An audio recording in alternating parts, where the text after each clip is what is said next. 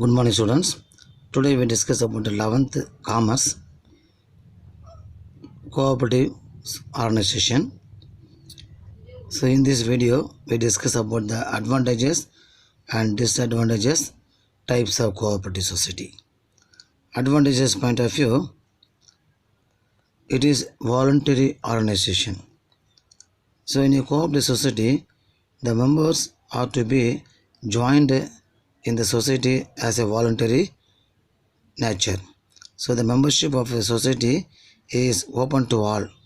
Any person with a common interest can become a member. So in the society, there is no religion difference, caste difference, or politician difference.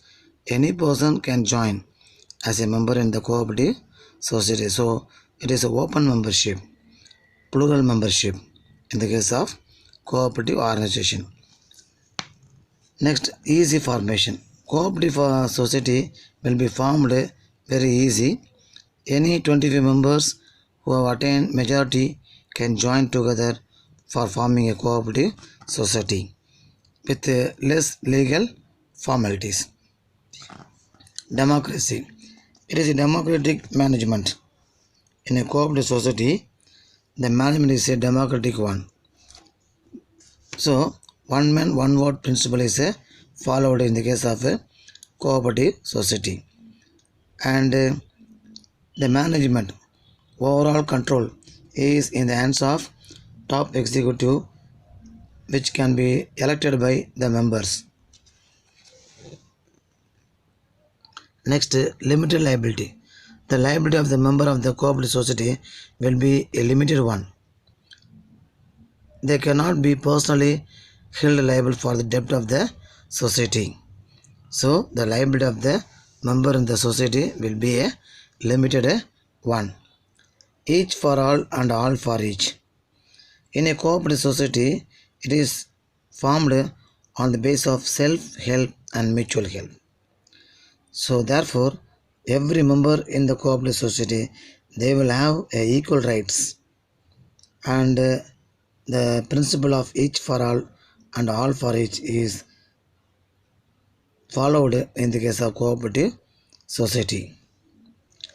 And then eliminating middleman. So in a cooperative society, it eliminates the middleman. They can directly purchase the product from the manufacturer, or they can produce the product themselves and distribute to the members directly.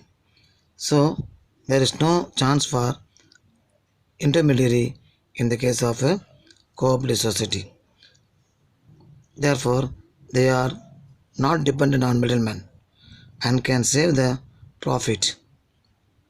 Tax concession. To promote the cooperative movement, and also because of the fact that it is a non-profit enterprise, government provide various exemptions and tax concessions for the development of the cooperative society. It is one of the rural credit society.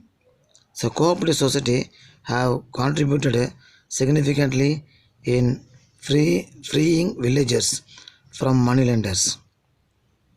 Earlier, moneylenders used to charge high rate of interest, and the earnings of the villages are spent on payment on interest alone.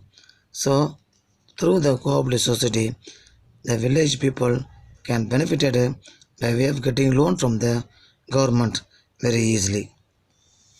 Next, disadvantage of cooperative society.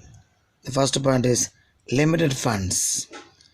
In a cooperative society, the value of the share will be less with compared to the company share. So, even though membership maximum is no limit, but one man, one vote principle is followed in the case of society. So, it will affect the fund given by the members. So, the members will not ready to purchase maximum shares because of one man, one vote principle is followed in the society. Next one,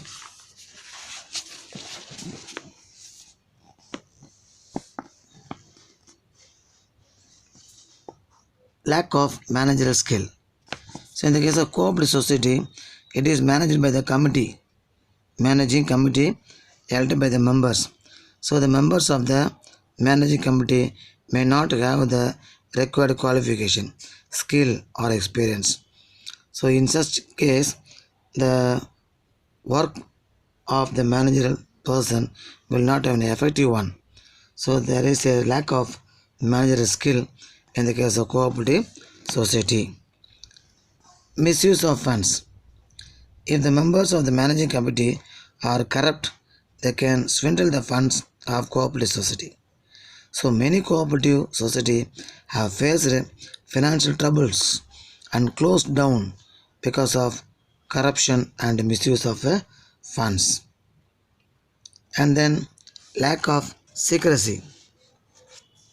Secrecy is not maintained in the case of cooperative society because of it, the members minimum there should be 25, maximum there is no limit.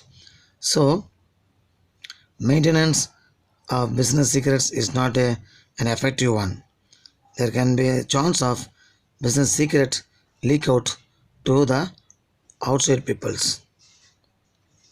Then there are various types of cooperative society. The first one is consumer cooperatives.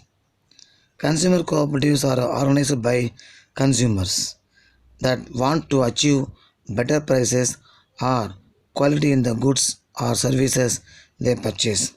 So consumer cooperative is formed in order to help the consumer to get their product easily and at the cheapest possible price in quality goods. So in this consumer cooperative society, in contrast to traditional retail stores or service providers, a consumer cooperative exists to deliver goods or services rather than to maximize profit from selling those goods or services. So goods are to be bought directly from the manufacturer and supplied to the members in the case of consumer cooperative. So the profit and commission are gained by the society and it will be divided to the members. Next one, producer cooperatives. Producer cooperatives are established and operated by the producers, manufacturers. So producers can decide to work together or as separate entities to help increase marketing possibilities and production efficiency.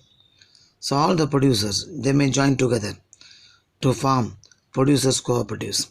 So through the producers cooperatives, the producers can benefit a lot from the government as a financial point of view, and they can produce much product at the cheapest possible prices in quality goods and supply to the members very easily. Marketing cooperatives. Cooperative marketing society or associations of small producers formed for the purpose of marketing their produce. So all the small producers, they can form together in order to establish marketing cooperatives and they can market their products very easily with the help of the marketing cooperatives.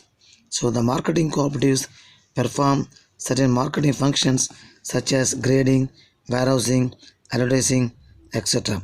So all the functional point of view, the main function of these will be provided by the marketing cooperatives. Next, credit cooperatives. Cooperative credit societies are those formed for the purpose of providing short-term financial help to their members. So those who are member in these credit cooperatives, they are eligible to get a short-term finance from the credit cooperative. So it is established for the benefit of the members to get a short-term financial assistance from the government. And then housing cooperatives. These cooperative housing societies are meant to provide residential accommodation to their members on ownership basis or on rent. So this housing cooperatives will provide a residence to their members by way of a rental or by way of own. So, finance will be provided to those members who bought houses or to build house, or they can live in rented houses. So, people who intend to build house of their own join together and form housing societies. These societies advance loans to the members repayable over a period of 15 to 20 years. Cooperative farming societies.